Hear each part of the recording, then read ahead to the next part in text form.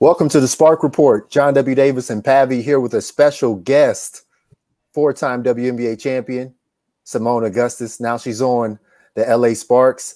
And Money Moan, you got a new nickname. It's by me, Funny Moan. How you feel about that? I feel good about that. Everybody enjoys the Funny Moan. People like, I get to see a little bit more of your personality now, just with the post and things like that. So it's been pretty cool. I enjoy Funny Moan. Appreciate that. And then let me get this one in before I pass it over to Pavi. I know you picked your roommate because you want to eat. How you enjoying Chef Next cooking? Chef Next been doing good. What did she make last night? This morning she made eggs, breakfast potatoes, avocado toast. So it's been good. Like, that's why you got to be smart about who you pick, especially in times like this. Like, we're in a bubble. It's somewhat similar to overseas in our experiences. So if you have a great teammate that can cook and do things like that, you like winning. So I'm winning right now. Shout out that. Seimone, I just want to ask you. You've been around basketball for a while now. You've done so many great things within the game of basketball. I mean, like, not to like age you, but like I was in high school watching you play at LSU. I was like, sorry, but like, I was at high school watching at LSU. Sorry, but I was in college, so feel bad about that. But just at this point, like, have you gotten a chance to, I guess, somewhat, I guess, look back and like reflect on everything that you've done, or like, are you at a point where you're still so in the moment that you really haven't even taken a chance to really reflect on where basketball has brought you? I think, even though we're in tough times, pandemic, COVID, or whatever, it's giving us time to like really, like you say, sit back and reflect, be at home with my family, like my mom, my pops, find themselves at times like pulling up old VHS tapes and watching like high school games, college games.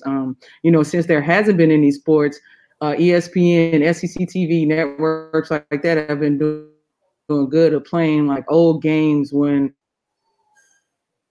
in the rivalries that we had. So that's been good, like reliving those moments, because as you know, I mean, time flies, especially when you're playing a basketball, and like us, we play year round. So we never get to stop and really think about the things that we've done or accomplished. So this last 2 or 3 months has been great for me, just to kind of reflect on what I've done.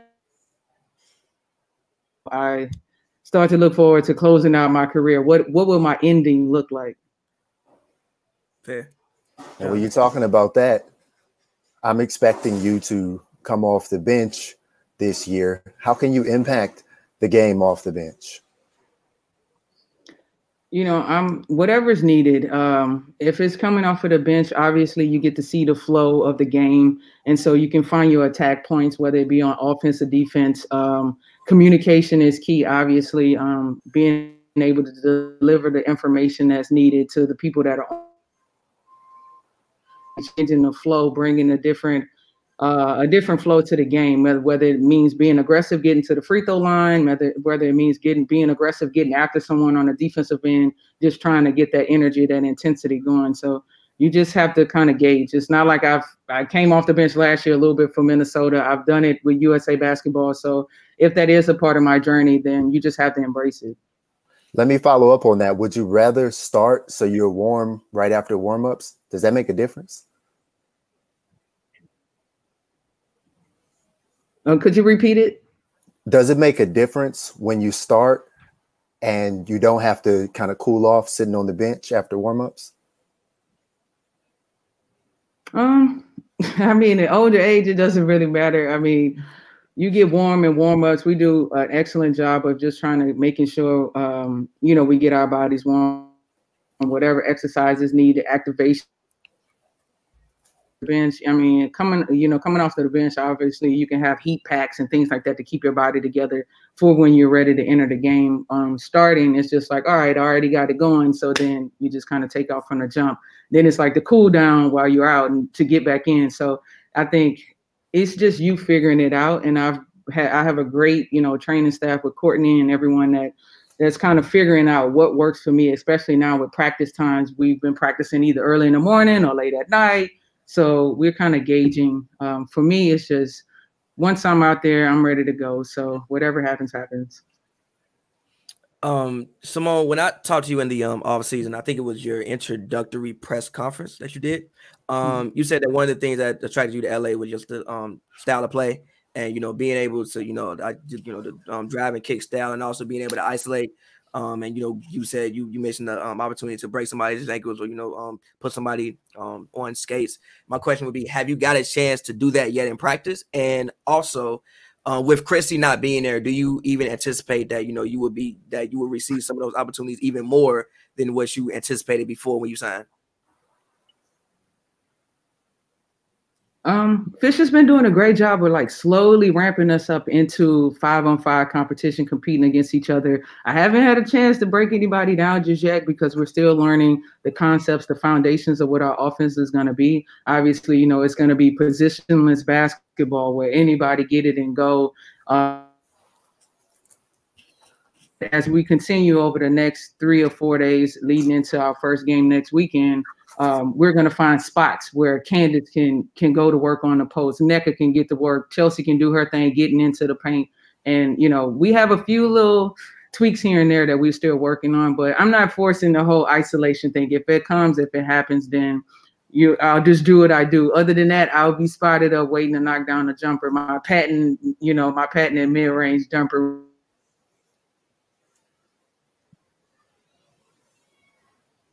I want to save my question for the end, Pav. You got one more?